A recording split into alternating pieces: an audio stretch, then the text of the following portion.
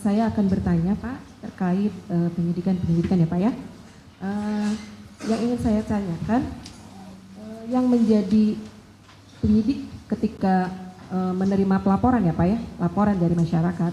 Ya. Yang menjadi acuan menerima laporan itu apakah boleh semua warga masyarakat ya, tanpa melihat apakah misalnya seperti saya misalnya sebagai jaksa, kemudian saya mengetahui ada suatu tindak pidana, saya melaporkan kepada polisi, tidak Pak ya? Nah, apakah diperbolehkan? Semua orang boleh melapor ya. Kalau mengadu tidak semua orang, karena delik aduan kan ada aturannya. Baik. Tapi kalau melapor itu siapapun Boleh melapor ya Pak ya? Ya. Baik. Kemudian ketika kita melakukan pelaporan, kita melaporkan suatu peristiwa kepada polisian, gitu kan? Apa saja persyaratan yang harus kita bawa?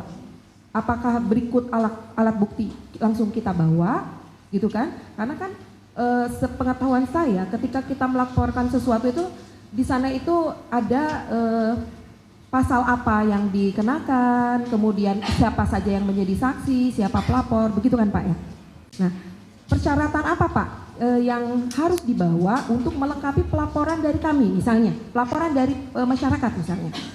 sesuai dengan kapasitas masyarakat.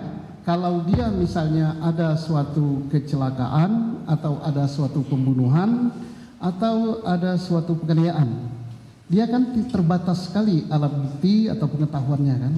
Dia hanya melaporkan, Pak, telah terjadi orang ditusuk di pasar.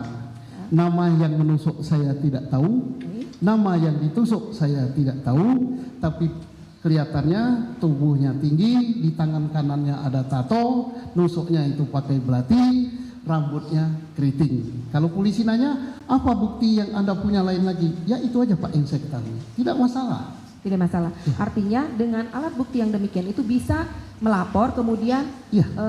tadi Bapak ahli sampaikan bahwa setelah mendapat pelaporan itu kemudian dilakukan penyelidikan, Iya, dibuat tim, iya. penunjukan penyidik ya Pak? Iya, untuk tindak lanjut dilakukan penyelidikan. Betul setelah terjadi peristiwa itu, selain bapak atau ibu yang melapor tadi, ada lagi apa tidak yang melihat? Kemudian di tempat itu apa iya tercecer darah?